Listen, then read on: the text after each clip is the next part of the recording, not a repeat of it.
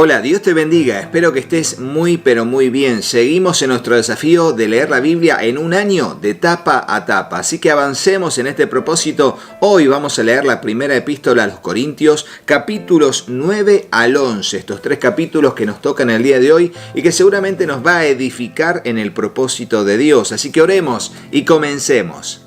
Señor Dios, te damos gracias por este tiempo que vamos a bien invertir en la lectura y breve meditación de tu palabra. Señor, ayúdanos a poder conocer tu voluntad, a instruirnos en lo que tú quieres para nosotros. Te lo pedimos en el nombre de Jesús. Dios, aquí está nuestro corazón como una tierra fértil, donde tu palabra, tu semilla será sembrada. Te ruego, Dios, que allí pueda germinar, crecer y dar fruto al 100, al 60 o al 30 por uno, conforme sea tu propósito y nuestra fe en tu bendita palabra. Te lo pedimos en el nombre de Jesús y juntos decimos amén y amén. Y así avanzamos en el capítulo 9 de la primera epístola a los Corintios, titulado Pablo renuncia a sus derechos, y tiene que ver con los privilegios que podía tener o beneficios como apóstol. Sin embargo, por amor a la obra y a no ser de tropiezo, no lo hace. Dice así: ¿acaso soy tan libre como cualquier otro? ¿Acaso no soy tan libre como cualquier otro? ¿No soy apóstol? ¿No he visto a Jesús nuestro Señor con mis propios ojos? ¿No es gracias a mi trabajo que ustedes pertenecen al Señor? Aunque otros piensen que no soy apóstol, ciertamente para ustedes lo soy. Ustedes mismos son la prueba de que soy apóstol del Señor. Esta es la respuesta a los que cuestionan mi autoridad. ¿Acaso no tenemos derecho de hospedarnos con ustedes y compartir sus comidas? ¿No tenemos derecho a llevar con nosotros a una esposa creyente como lo hacen los demás apóstoles y los hermanos del Señor y como lo hace Pedro? ¿O Bernabé y yo somos los únicos que tenemos que trabajar para sostenernos? ¿Qué soldado tiene que pagar sus propios gastos? ¿Qué agricultor planta el viñedo y no tiene derecho a comer de su fruto? ¿A qué pastor que cuida de su rebaño de ovejas no se le permite beber un poco de la leche? ¿Expreso meramente una opinión humana o dice la ley lo mismo? Porque la ley de Moisés dice: no le pongas bozal al buey que para impedirle que coma mientras trilla el grano. ¿Acaso pensaba Dios únicamente en bueyes cuando dijo eso? ¿No nos hablaba a nosotros en realidad? Claro que sí. Se escribió para nosotros a fin de que tanto el que ara como el que trilla el grano puedan esperar una porción de la cosecha. Ya que hemos plantado la semilla espiritual entre ustedes, ¿no tenemos derecho a cosechar el alimento y la bebida material? Si ustedes sostienen a otros que les predican, ¿no deberíamos tener nosotros aún mayor derecho a que nos sostengan? Pero nunca nos hemos valido de ese derecho. Preferiríamos soportar cualquier cosa antes que ser un obstáculo a la buena noticia acerca de Cristo. ¿Y por qué? Porque ese es un tema muy particular y es el tema económico.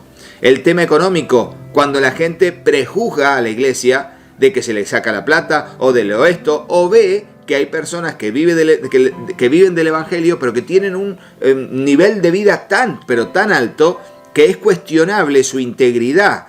Y hasta por más que no sea tan así, ya es sospechoso. Por eso el apóstol Pablo, aunque tenía el derecho de ser sostenido económicamente por la iglesia, sobre todo porque, él había invertido tanto tiempo en ellos, él no toma de ese derecho y él prefiere sostenerse a sí mismo, y justamente lo dice para no ser un obstáculo a la buena noticia acerca de Cristo, para que la gente no tenga ningún prejuicio y vea que él se sostiene por sí mismo con sus propias manos trabajando. Tremendo. ¿No se dan cuenta, sigue diciendo el versículo 13, de que los que trabajan en el templo obtienen sus alimentos de las ofrendas que se llevan al templo? Está hablando de los sacerdotes que aún hasta ese momento todavía estaban en el templo de Herodes. Y los que sirven en el altar reciben una porción de lo que se ofrece como sacrificio. Del mismo modo, el Señor ordenó que los que predican la buena noticia sean sostenidos por los que reciben el beneficio del mensaje. Sin embargo, yo jamás me he valido de ninguno de esos derechos y no escribo esto para sugerir que es mi deseo comenzar a hacerlo ahora. De hecho, preferiría morir antes que perder mi derecho a jactarme de predicar sin cobrar. Sin embargo, predicar la buena noticia no es algo de lo que pueda jactarme. Estoy obligado por Dios a hacerlo. Qué terrible sería para mí si no predicara la buena noticia. Si lo hiciera por mi propia iniciativa, merecería que me paguen. Pero no tengo opción, porque Dios me ha encomendado este deber sagrado. ¿Cuál es entonces mi paga? Es la oportunidad de predicar la buena noticia sin cobrarle a nadie. Por esa razón, nunca reclamo mis derechos cuando predico la buena noticia. Y de hecho, porque Pablo era así de humilde y era así de servicial, parecía menos, ¿no?, que los demás, porque no tenía un precio. Y a veces pasa, sí, totalmente. A veces pasa que cuando una persona viene y tiene algún modo de cobrar a los demás, eso vale más. No, el apóstol Pablo era realmente humilde y servicial. Y eso no significaba que los demás no lo sean, pero sí significaba que en él había otro tipo de integridad y más entrega al servicio en la obra de Dios, y jamás lucraría con las personas, ni haría de las personas que son almas necesitadas, haría de ellos mercaderías, ¿no? Como él también afirma de otros falsos profetas, que harán de ustedes mercaderías, como si cada uno de ellos no fuera almas, no fueran seres humanos, sino productos vendibles y llevados de aquí para allá. A pesar de que soy un hombre libre y sin amo, me he hecho esclavo de todos para llevar a muchos a Cristo. Cuando estaba con los judíos, vivía como un judío para llevar a los judíos a Cristo. Cuando estaba con los que siguen la ley judía, yo también vivía bajo esa ley. A pesar de que no estoy sujeto a la ley, me sujetaba a ella para poder llevar a Cristo a los que están bajo la ley. Cuando estoy entre los gentiles, quienes no siguen la ley judía, yo también vivo independientemente de esa ley para poder llevarlos a Cristo, pero no ignoro la ley de Dios, obedezco la ley de Cristo. Y fíjense esto de adaptarse dentro de un marco de criterio sano de vida, sin liberalidad, sino con compromiso cristiano con la ley de Cristo. ¿Por qué? ¿Por qué dice la ley de Cristo y no la ley de Dios? Porque es lo mismo. Simplemente lo que se refleja en Pablo son las enseñanzas de Cristo, que no vino a abrogar la ley, sino para cumplirla. Y por eso el Sermón del Monte y todos los demás, que son enseñanzas que Jesús trae del reino de los cielos a la tierra, donde allí nos enseña otra ley, que es la ley del amor, la ley de la misericordia, la ley de las nuevas oportunidades, la ley del comprometerse con Dios y avanzar en ese camino.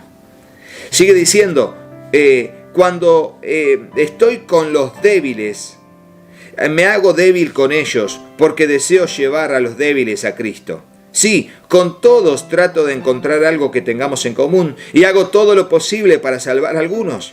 Hago lo que sea para difundir la buena noticia y participar de sus bendiciones. ¿No se dan cuenta de que en una carrera todos corren, pero solo una persona se lleva el premio? Así que corran para ganar. Todos los atletas se entrenan con disciplina. Lo hacen para ganar un premio que se desvanecerá, pero nosotros lo hacemos por un premio eterno. Por eso yo corro cada paso con propósito. No doy golpes al aire. Disciplino mi cuerpo como lo hace un atleta. Lo entreno para que haga lo que debe hacer. De lo contrario, temo que, después de predicarles a otros, yo mismo quede descalificado. Tremendo, ¿eh? Y sí, hay que estar firme hasta el fin, y el que crea estar firme, mire que no caiga. Sigamos avanzando. Lecciones de la idolatría de Israel, capítulo 10. Amados hermanos, no quiero que se olviden de lo que le sucedió a nuestros antepasados hace mucho tiempo en el desierto. Todos fueron guiados por una nube que iba delante de ellos, y todos caminaron a través del mar sobre la tierra seca. Todos ellos fueron bautizados en la nube y en el mar como seguidores de Moisés. Todos comieron del mismo alimento espiritual y todos bebieron la misma agua espiritual, pues bebieron de la roca espiritual que viajaba con ellos, y esa roca era Cristo. Sin embargo, Dios no se agradó con la mayoría de ellos y sus cuerpos fueron dispersados por el desierto. Esas cosas sucedieron como una advertencia para nosotros, a fin de que no codiciemos lo malo como hicieron ellos, ni rindamos culto a ídolos como hicieron algunos de ellos. Como dicen las Escrituras, el pueblo celebró con abundante comida y bebida y se entregó a diversiones paganas. Y no debemos cometer inmoralidad sexual, como hicieron algunos de ellos, lo cual causó la muerte de 23.000 personas en un solo día. Tampoco deberíamos poner a prueba a Cristo, como hicieron algunos de ellos, y luego murieron mordidos por serpientes. Y no murmuren como lo hicieron algunos de ellos, y luego el ángel de la muerte los destruyó. Esas cosas sucedieron a ellos como ejemplo para nosotros. Se pusieron por escrito para que nos sirvieran de advertencia a los que vivimos en el fin de los tiempos. Si ustedes piensan que están firmes, tengan cuidado de no caer. Y eso está bueno para ponerlo en el comentario. Si pienso que estoy firme, debo tener cuidado de no caer. Ponelo en el comentario, que eso va a ayudar muchísimo. Sí, si pienso que estoy firme, debo tener cuidado constantemente de no caer. De no caer. ¿Por qué? Porque mi firmeza depende de Cristo, de mi relación con Él. No tengo un temperamento firme porque ya lo logré y es un logro humano. No. Tiene que ver con mi necesidad continua de mi relación con el Espíritu Santo y con la palabra de Dios, para tener continuamente temor de Dios en mi vida. Si ustedes piensan que están firmes, decíamos, tengan cuidado de no caer. Las tentaciones que enfrentan en su vida no son distintas a las que otros atraviesan. Y Dios es fiel, no permitirá que la tentación sea mayor de lo que puedan soportar. Cuando sean tentados, Él les mostrará una salida para que puedan resistir. Por lo tanto, mis queridos amigos, huyan de la adoración a los ídolos. Ustedes son personas razonables, juzguen por sí mismos si lo que les digo es cierto. Cuando bendecimos la copa de la mesa del Señor, ¿no participamos en la sangre de Cristo? Y cuando partimos el pan, ¿no participamos en el cuerpo de Cristo? Aunque somos muchos, todos comemos de un mismo pan, con lo cual demostramos que somos un solo cuerpo. Piensen en el pueblo de Israel, ¿no estaban unidos al comer de los sacrificios del altar? ¿Qué es lo que trato de decir? ¿Que la comida ofrecida a ídolos tiene alguna importancia o que los ídolos son dioses verdaderos? No, de ninguna manera. Lo que digo es que esos sacrificios se ofrecen a los demonios, no a Dios. Y esto que dice Pablo, el que a los ídolos rinde culto a los ídolos y no a Dios, también está en diferentes partes del Antiguo Testamento y lo hemos leído. Y desde el Deuteronomio en adelante, Dios mismo dice que a quienes rinde culto a una imagen, a un ídolo, a cualquier otra cosa, le rinde culto a un demonio y no a Dios. Así que cuidado, con eso no se juega, porque es un juego de muerte. Y dice, y no quiero que ustedes tengan parte con los demonios. Ustedes no pueden beber de la copa del Señor y también de la copa de los demonios. No pueden comer de la mesa del Señor y también de la mesa de los demonios. ¿Qué? ¿Acaso nos atreveremos a despertar los celos del Señor? ¿Piensan que somos más fuertes que Él? Ustedes dicen, se me permite hacer cualquier cosa, pero no todo les conviene. Dicen, se me permite hacer cualquier cosa, pero no todo trae beneficio. No se preocupen por su propio bien, sino por el bien de los demás. Así que pueden comer cualquier carne que se vende en el mercado sin preguntar nada por motivos de conciencia, pues la tierra es del Señor y todo lo que hay en ella. Si alguien que no es creyente los invita a cenar en su casa, acepten la invitación si desean. Coman todo lo que les ofrezcan sin preguntar nada por motivos de conciencia. Pero supongamos que alguien te dice, esta carne se ofreció a un ídolo. No la coman por respeto a la conciencia del que lo dijo. Tal vez no sea una cuestión de conciencia para ustedes, pero lo es para la otra persona. Pues, ¿por qué tendría que ser restringida mi libertad por lo que piense otra persona? Si puedo darle gracias a Dios por la comida y disfrutarla, ¿por qué debería ser condenado por comerla? Así que, sea que coman o beban o cualquier otra cosa que hagan, háganlo todo para la gloria de Dios. No ofendan a los judíos, ni a los gentiles, ni a la iglesia de Dios.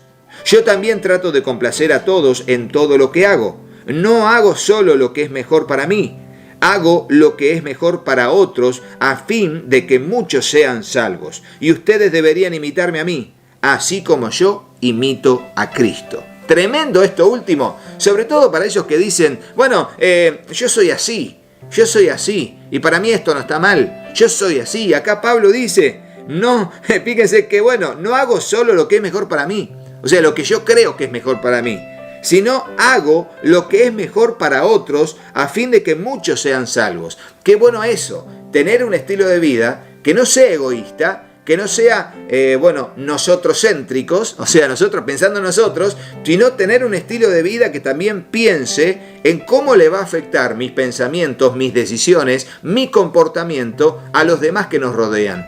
¿Le es de bendición mi vida? Lo haré. ¿Le es de tropiezo mi vida? No lo haré.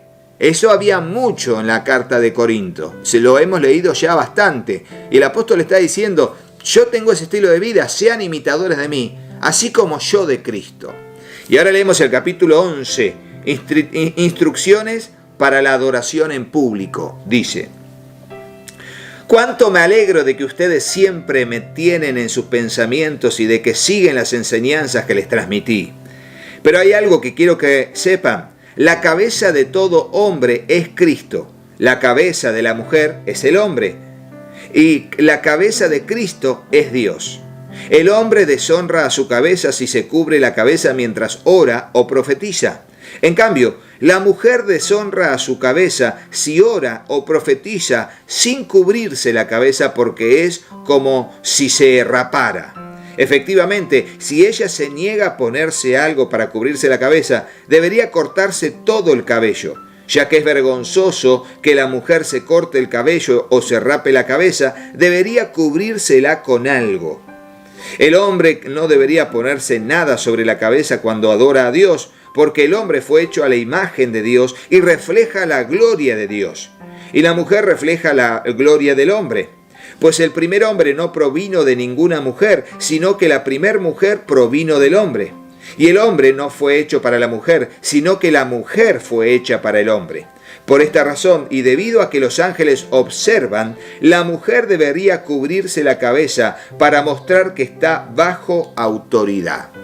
Y esto de cubrirse la cabeza es muy tomado hoy en día para esas iglesias donde las mujeres tienen que estar con una mantilla cubriéndose la cabeza y tapándose toda esta parte, ¿no? Una mantilla. Esa mantilla es una señal de sujeción, ¿Estamos en desacuerdo con eso? ¿Yo voy a una iglesia así? No. Nosotros tenemos una visión más moderada de que esto fue para ese tiempo una cuestión cultural de los judíos y que en realidad lo que tiene que haber es sujeción, sometimiento unos a otros, como lo enseña la palabra del Señor, sometimiento sano, es una especie de deseo de hacer la voluntad de Dios y es voluntario, totalmente voluntario, donde no hay autoritarismo ni nada, simplemente es comunión entre los hermanos para seguir avanzando. Pero en este caso veremos que hay muchas visiones con respecto a este pasaje, pero bueno, nosotros creemos que tiene que ver con algo que era pautado para ese tiempo histórico y cultural del momento en que Pablo estaba. Sin embargo, entre el pueblo del Señor, dice el versículo 11, las mujeres no son independientes de los hombres y los hombres no son independientes de las mujeres. ¿Ves? Ahí no hay autoridad de uno sobre el otro, tipo autoritarismo, sino que estamos y trabajamos como un cuerpo, dependiendo unos de otros. Pues aunque la primera mujer provino de un hombre, todos los demás hombres nacieron de una mujer y todo proviene de Dios.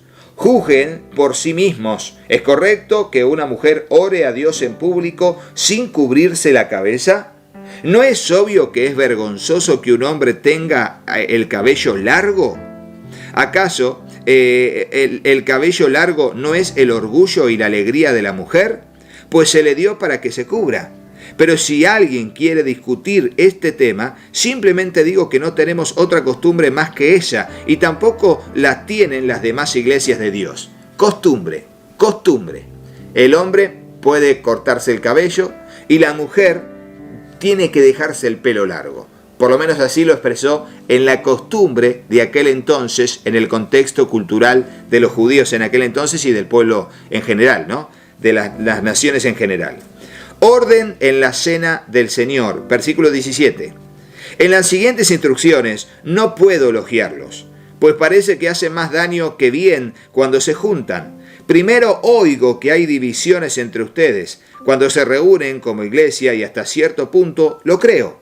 Así que, por supuesto que tiene que haber divisiones entre ustedes para que los que tienen la aprobación de Dios sean reconocidos.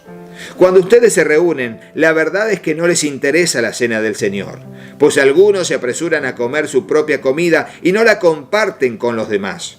Como resultado, algunos se quedan con hambre mientras que otros se emborrachan. ¿Qué? ¿Acaso no tienen sus propias casas para comer y beber? ¿O de veras quieren deshonrar la iglesia de Dios y avergonzar a los pobres? ¿Qué se supone que debo decir? ¿Quieren que los elogie? Pues bien, de ninguna manera los elogiaré por esto.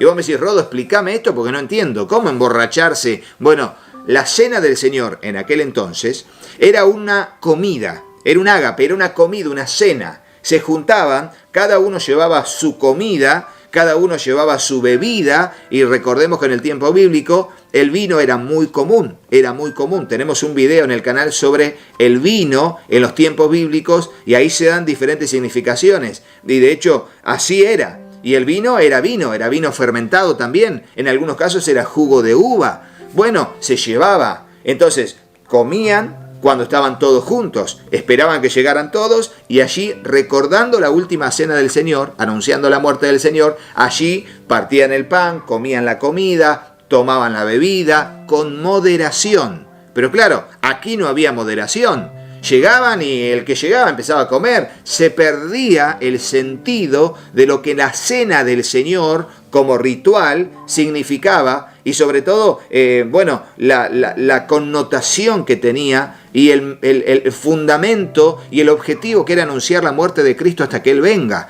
De eso se trataba y esto era un libertinaje total. Entonces Pablo va a seguir diciendo, pues yo le transmito lo que recibí del Señor mismo. La noche en que fue traicionado, el Señor Jesús tomó pan y dio gracias a Dios por ese pan. Luego lo partió en trozos y dijo, esto es mi cuerpo, el cual es entregado por ustedes. Hagan esto en memoria de mí. De la misma manera tomó en sus manos la copa de vino después de la cena y dijo, esta copa es el nuevo pacto entre Dios y su pueblo, un acuerdo confirmado con mi sangre. Hagan esto en memoria de mí todas las veces que la beban. Pues cada vez que coman este pan y beban esta copa, anuncian la muerte del Señor hasta que Él vuelva. Por lo tanto, cualquiera que coma este pan o beba esta copa del Señor en forma indigna es culpable de pecar contra el cuerpo y la sangre del Señor.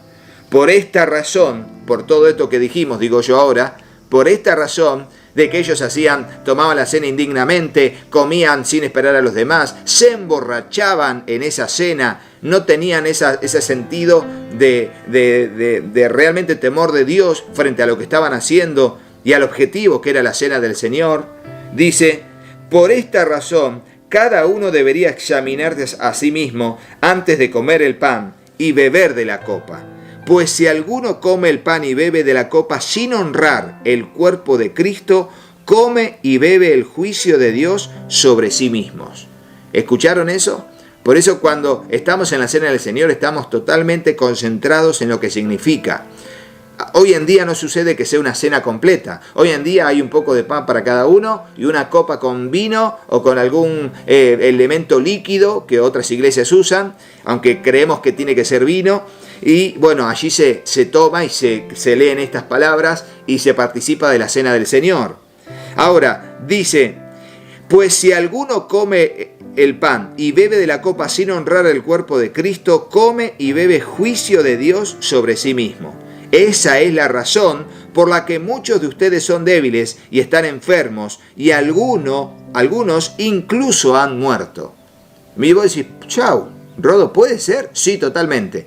Cuando hace poco vimos por qué murió Ananías y Zafira, los comentarios de las Biblias decían que era la misma razón por la que también algunos en la carta de Corinto habían enfermado y habían muerto. Y no tiene que ver con una mala alimentación o que se enfermaron por comer glotonamente, si se puede decir, sino porque Dios había mostrado su desacuerdo y había herido a los hermanos y algunos habían muerto a causa de su pecado para no pecar peor y que finalmente se terminen perdiendo. Bueno, no sabemos bien, pero esto literalmente dice el apóstol Pablo que por esta indignación esta indignidad de tomar la cena indignamente, ellos habían enfermado y algunos habían muerto, por este caso. Si nos examináramos a nosotros mismos, Dios no nos juzgaría de esa manera. Sin embargo, cuando el Señor nos juzga, nos está disciplinando para que no seamos condenados junto con el mundo. Y por eso se dice que una persona muere para no ser condenada con el mundo. Prefiere Dios llevárselo antes de que cometa algo peor y finalmente termine condenándose. Bueno, así que mis amados hermanos, cuando se reúnan para la cena del Señor, espérense unos a otros. Si de veras tienen hambre, que cada uno coma en su casa, a fin de no traer juicio sobre ustedes mismos cuando se reúnan. Les daré instrucciones sobre los demás asuntos después de mi llegada. Y hasta aquí la lectura del día de hoy. Si te gustó el video, ponele me gusta y dejanos en el comentario si tenés alguna pregunta, aunque intenté ver cada uno de los puntos medios difíciles de este pasaje para explicarlo y seguir avanzando en la lectura de la Biblia en un año. Así que muchas gracias por estar ahí. Muchas gracias porque todo este esfuerzo, les digo, es mucho esfuerzo grabar todos los días un video para presentárselos a ustedes y ser edificados mutuamente. Agenda, salud, pedirle a Dios que nos sostenga en muchos aspectos y Dios ha sido fiel. Y gracias a ustedes porque sé que muchos de ustedes están tan firmes y algunos se han ahí atrasado, pero miran los videos y están al día y ahí seguimos y falta muy poquito. Así que sigamos firmes y será hasta el próximo video. Chau, chau.